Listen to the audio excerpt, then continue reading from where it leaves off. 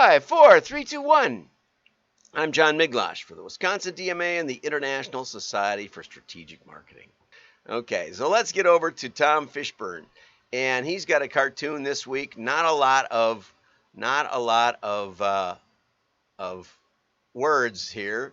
It just says, guess your customer lifetime value. And when I got started back in the consulting world, we had a lot of people pitching that they were going to go help you analyze customer lifetime value. And I happen to know Martin Baer, who invented lifetime value. So anyway, Martin Baer invented it at Old American Life Insurance out in Kansas City. And Martin and I got to be friends at the Direct Marketing Certification Institute, which I was in the first year class and also was one of the top rated sessions as a presenter. I think I was the top rated presenter, actually. And it kind of made Martin crazy because I was also the valedictorian. But I was challenging a lot of things that Martin had to say, and one of them was customer lifetime value. So let's see what, and its application, actually. So let's see what Tom Fishburne has to say about customer lifetime value and how that relates to your company and how to calculate it, okay? So here we scroll down and he says, a study from CMO Council and Deloitte found that only 17% of chief marketing officers track customer lifetime value. And if you don't know what customer lifetime value is, we'll get into that in just a second. Customer lifetime value is a fundamental marketing tool, but it can be a bit of a guessing game, particularly when future predictions on individuals or cohorts. Yeah, right. And it's future predictions based on past performance. Okay, so you look at your customers from 5 years ago, and you say, okay, what are they worth today? And maybe maybe you spent, $10 a piece to get them. It could be $100 a piece to get them, whatever you spent. You did advertising and you got an order, and maybe then you lost a little money, but you said we'll make it up in the long run because they'll order again. That's kind of the way Martin looked at it. In fact, he said he was selling term life insurance, and he said, okay, we pay, we buy rented lists and we mail them out, and we then look at how much money came in the initial sale and maybe the first few months of the policy. But those people are gonna hang on to that policy for years and years and years, and most of them aren't going to die right away, where we have to pay out the life insurance benefits. So we should be taking into account that long-term revenue stream. And Martin got into a lot of details with the discounted rate of return in cash, the cost of money, and all kinds of stuff, which doesn't really change a whole lot. That's why we'll get into how I decided it was a more CFO-friendly methodology that I learned from John Worth at Woodworkers Supply of New Mexico. Anyway, so Tom says customer lifetime value is a fundamental tool, but it can be a guessing game, particularly when making those future predictions. Acquiring new customers gets most of the glitter and attention in marketing, but retention tactics can be more lucrative, and more granular segmentation can help ensure you're not wasting resources chasing the wrong customers. Okay, a great example of that is that or fairly early on, catalogers figured out they could acquire customers oftentimes less expensively through digital channels. I did a presentation with Jim Coogan. There we go. Mr. Coogan out in Seattle, out that way, and he worked with Amazon. And he worked with a lot of catalogers, and he worked with people thinking that, it was Travis Seaton. I don't know. It was either Travis or Jim, and it was at the Namoa show. And the powerful thing that I learned was that the catalogers, as they switched to digital acquisition, in other words, they'd been renting lists and getting customers off the rented lists to become their customers, but all of a sudden they thought that they were coming out so great because they could acquire customers at like a quarter of the cost on digital channels, because digital was so cheap back in the beginning. But what they found was, as they went forward with those customers, they were not as valuable, and in fact they were worth maybe a quarter as much. And this is especially true with Amazon customers, because too often Amazon buyers don't think they're buying from you, even though that's where you got it from. They think, I bought it from Amazon. Everybody talks that way. I bought it from Amazon. Well, there is no real, I mean, there's very few products comparatively that Amazon actually sells. And even those, they don't make them or anything, very, very few do they have any say in the manufacturer. So you're really buying from some merchant that Amazon is facilitating, either with fulfillment by Amazon, or just they're fulfilling it themselves. Depends on how that goes. And so catalogers thought they were getting a great deal on acquisition, but long term they were petering out. So let's go over and look at my take on customer lifetime value, and we will put that thing up, the bathtub model. Okay, and here we go, over here to this book. Oops. The bathtub model: understanding the true return on your online and offline marketing budget, evaluating the true cost of acquiring a new customer, okay, or the true benefit. The tracking dilemma is, in order to assess the acquisition cost, you have to take into account the initial sales value and also take into account the downstream profitability. That was Martin's philosophy or formula. And so what happens is, through time, the cohort of those customers you acquired, Martin would do a campaign. He would acquire, let's say, 10,000 new customers. And over time, they would quit paying their premium in term life. And so usually, if we think of this as a year, the first year you lose about 60%. And then, it goes down and down and down. It's actually even more dramatic than that. And every file I've ever looked at, and I've looked at probably hundreds, if not dozens at least, you lose, most of your customers never come back. They buy once and they never come back. Okay, so right off the bat, you have to be realistic about that. Don't think you can invest an enormous amount in customer acquisition. And this was one of the puzzles when I would talk to business owners about their lifetime value. They'd say, so-and-so consultant came in and told us our lifetime value was $10.28 per customer. Say, okay, $10.28. So how much are you spending then to acquire a customer? And they said, $3. And I said, well, if it's $10.28, can't you spend right up to that limit?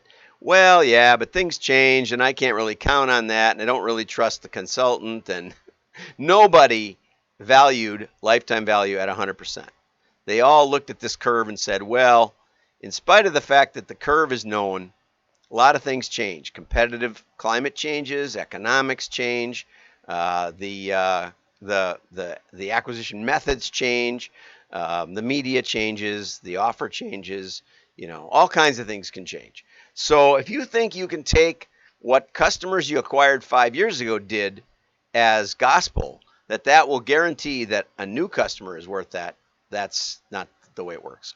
Further, what I learned when I started with Vic Hunter, he said 2-time customers are 6 times more valuable or something like that than 1-time customers, which makes sense, because once you get them to buy a second time, it's a better chance they'll buy again.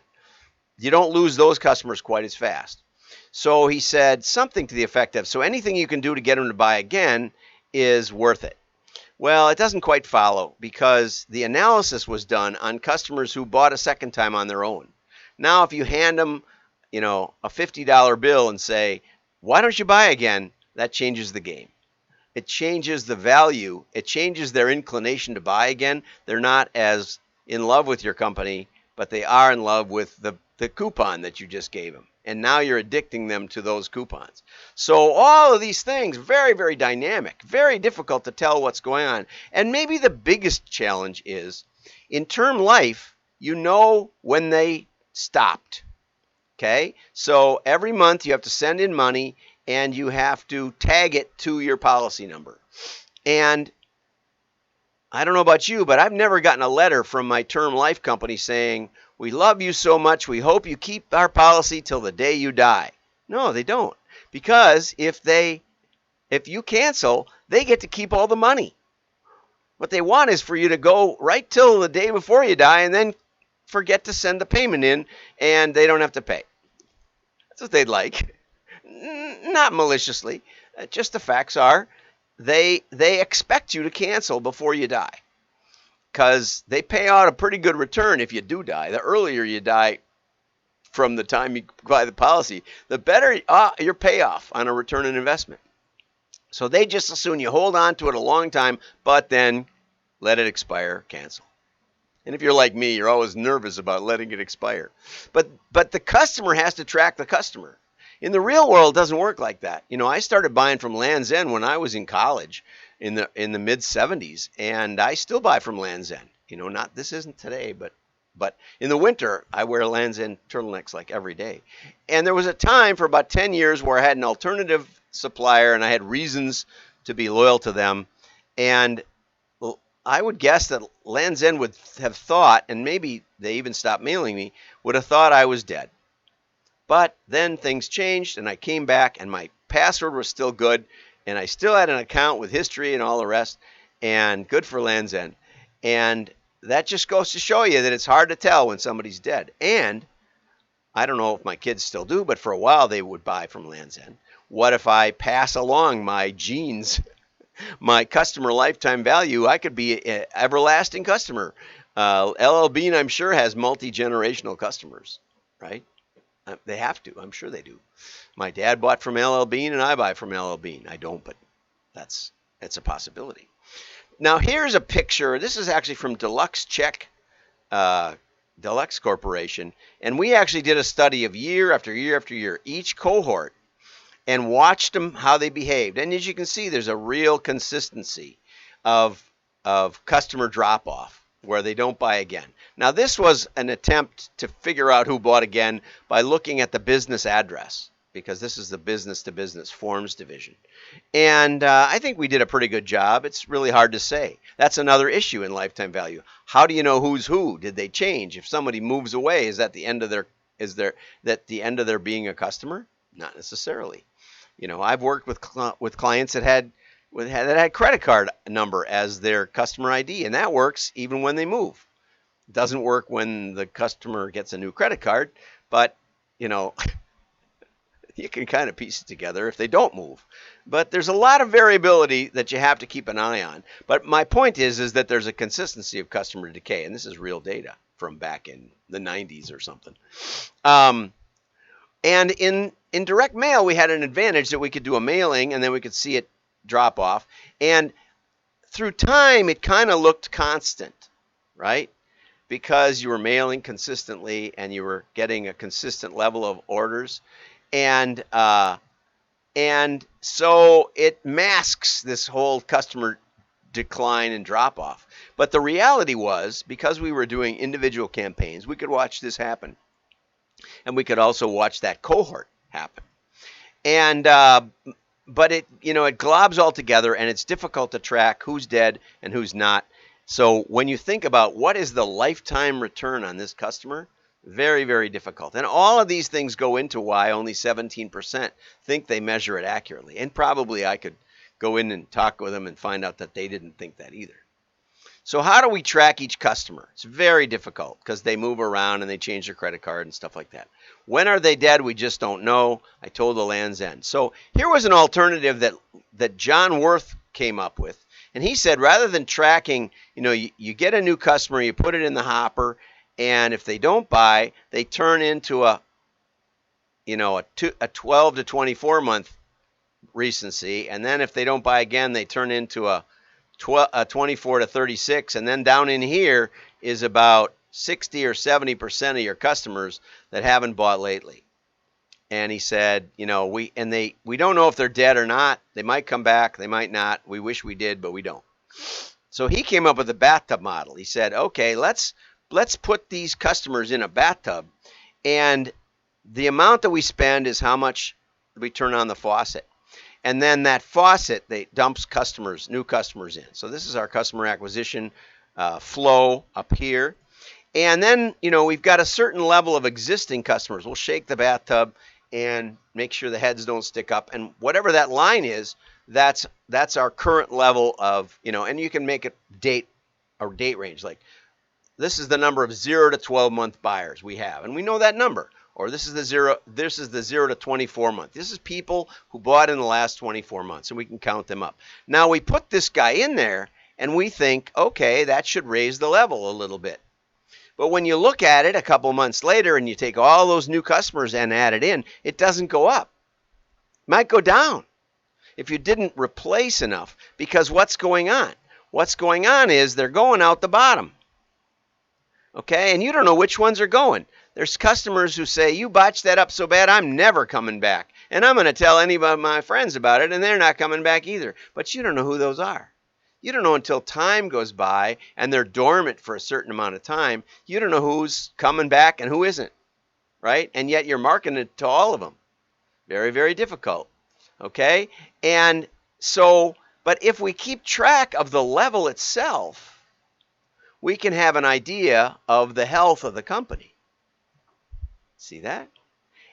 And further, we can even keep track of any given set of acquired customers. So we can say, well, let's just look at the Amazon acquired customers. Let's see how they do. And that's the kind of thing we do. Let's see how we did in this mailing. That's what we do with the machine learning and the modeling that we've done for 25 years. We say, okay, let's look at this cohort. How are they acquired, and how do they do subsequent downstream? Now, the CFO likes this because the CFO is used to thinking in terms of, what they learn in accounting school is if we want to make a decision on a machine tool, you say, okay, how much was that machine tool going to cost? 100 grand. And how much greater production will we get if we have, if we buy that one in addition to what we already have for machines? And they say, well, it'll give us a 5% increase in throughput. Okay, and your throughput is, let's say, $1 million a month. Okay, so that will increase your throughput 50 grand. Okay, at 50 grand increased throughput, now not all of that goes to margin.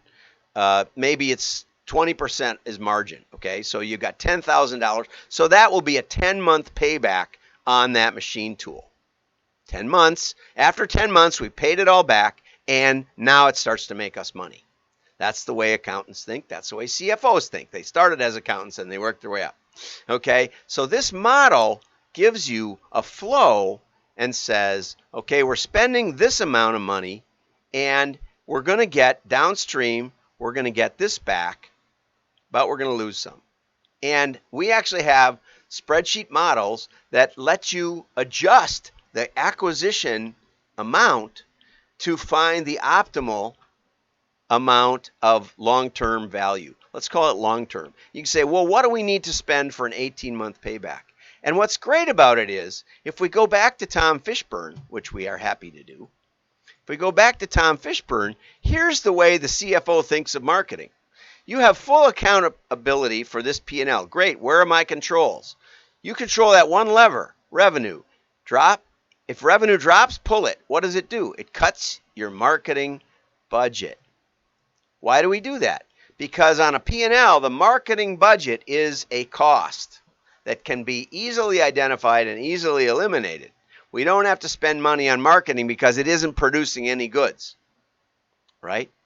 But if they understand the bathtub model, they will understand that the health of our business requires us spending money to keep new customers coming in and to maintain the old ones. And sometimes it's more profitable to stir the pot of the old customers. Oops, I just went back to that one.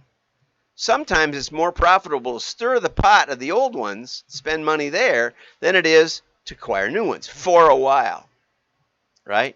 But the CFO understands return on investment. What they don't understand is that the marketing cost line directly connects to the revenue line.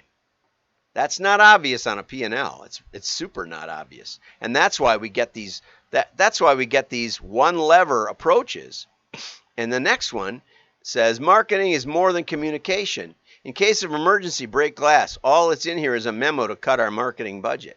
Okay, that's because the CFO really is in charge of keeping you guys in business. Don't get upset with them.